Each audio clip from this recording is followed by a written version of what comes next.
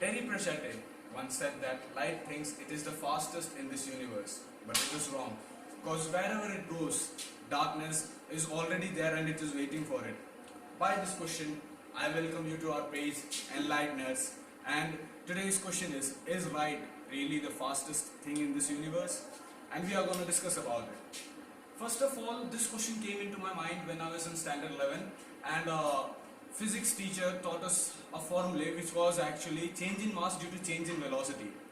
This question struck once again when I was watching Cosmos, a space-time odyssey hosted by Neil deGrasse Tyson, and in one of its episodes they mentioned about a laboratory in Japan named Super Kamioka which was specially made to detect neutrinos. You might be wondering that we had started with speed of light and darkness, now then we shifted to change in mass due to change in velocity, and now we are going on neutrinos or something sort of like that, but really it is connected. First of all, when I talk about darkness, darkness is not any particle or something, it's just an information. So we can neglect that topic, but still change in mass due to change in velocity and neutrino stands there. So before we get deep into this topic, I will let you know basic knowledge about neutrino. Neutrinos are said to be ghost particles. Why ghost? Because they do not interact with any kind of normal matter. Like light can be said as a particle, and a particle is always a matter. But when it does interact with us, it does form a shadow. But in real life, neutrino does not interact with any matter. That means it can phase through me. Not only me, but it can phase through our whole planet without having a minute change in its speed. That is a ridiculous thing actually, but it's still there. So in that episode of Cosmos, one thing which was mentioned by Neil deGrasse Tyson is that neutrinos' mass is next to nothing. That is, its mass is negligible. Also, Super Kamioka is a special laboratory built just to detect neutrino particles. And in that laboratory, when they just tested it, neutrinos actually start their journey from a supernova explosion. And in that laboratory, the neutrinos, which were originated from a supernova, reached that laboratory 3 hours before the light. That means light was outmatched by 3 hours, and we are not just thinking about 3 hours or as a little bit of thing over here, because speed of light is 3 lakh km per second. So how much greater the difference would be if we go for hours or something like that? It's still there. And one of the research in Opera laboratories, it was shown that neutrinos match the speed of light, but actually they declared it as some sort of experimental error, and thus that was discarded. But still, that could be experimental error, but practical errors never happen, and practically neutrino did beat speed of light. Now we can take this question to another theory, that is change in mass due to change in velocity. What that theory states that if I have a particular mass m, then due to change in velocity, that is, I'll get a new mass, that is m1, and that formula recites like this,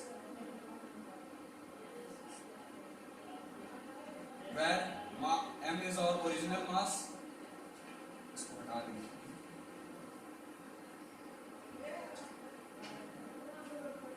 m1 is the change in mass,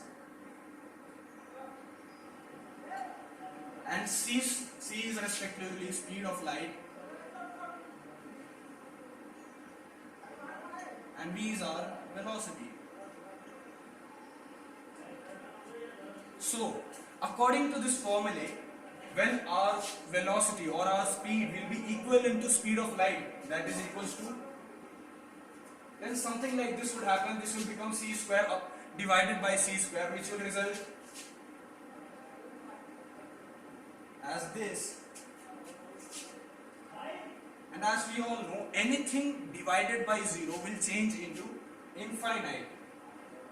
That means our mass will become infinite if we travel at the speed of light. Really, is that possible? Because the universe in which we are residing has its own finite mass. Then how could a particular thing residing inside the universe have infinite mass? That's where my mind got baffled and I started thinking of something new thing. Talks about it. And in my initial classes, whenever I used to get confused, I just used to relate it to kinetic energy formula. But over here, one question is that neutrons travel in space, and there is no such thing as height or base or something like that in space. So what be doing is we'll be taking velocity as a constant, that is 1, and we'll be going on with it. Also, there are a lot of things which I am assuming in it, because a neutrino does not have any positive or negative charge.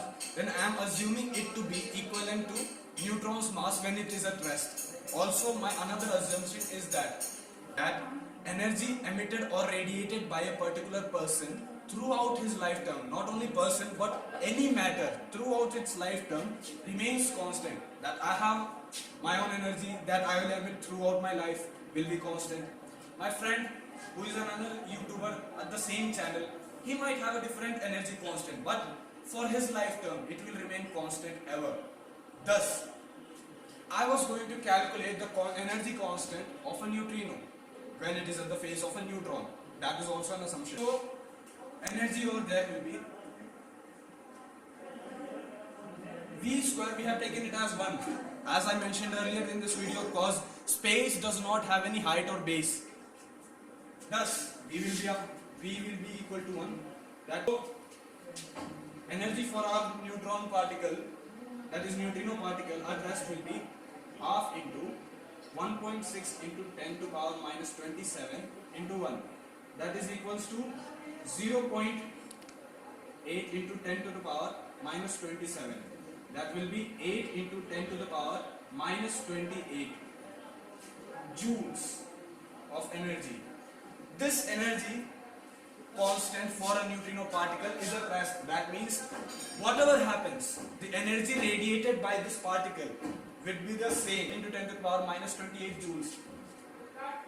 And this assumption, according to me, only applies to greater cosmic scales like cosmic planets or something, because this idea might change when we come to normal other factors like our planet Earth, because there are a lot of another generating factors or another kind of energies over here, like heat energy, frictional heat energy, light energy, gravitational energy, magnetic energy, and there are another losses of energy also, actually, like friction. Loss of energy takes place, but I am assuming it to be in space without any kind of energy losses or something like that. Thus, when neutron actually triggers its speed and reaches the speed of light, the change in mass which will take place is. So as we have got over here, energy will be constant, that is E is equals to 8 into 10 to the power minus 28 joules, and this is at speed of light. So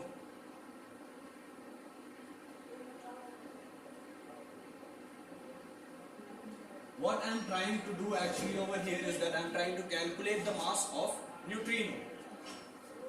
So V square will be over here will be like V is equals to C, as we have assumed. Thus V square will be equal to C square, that is equals to 9 into 10 to the power 18.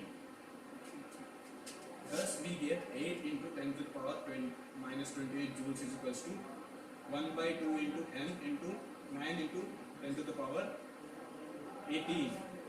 After a lot of calculation, the mass of neutrino would be 1.8 into 10 to the power minus 46 kgs.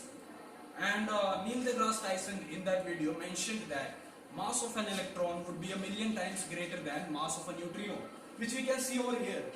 The difference shows is that this is power minus 46 and this is 10 to the power minus 31. So we need to rethink about the formulas which we are having from decades, and we need to rethink right now. Thanks for watching. Please do not forget to press like and subscribe this channel if you want to learn more and know more greater things about our space, our living and on earth, and much more. Just subscribe to enlighten us.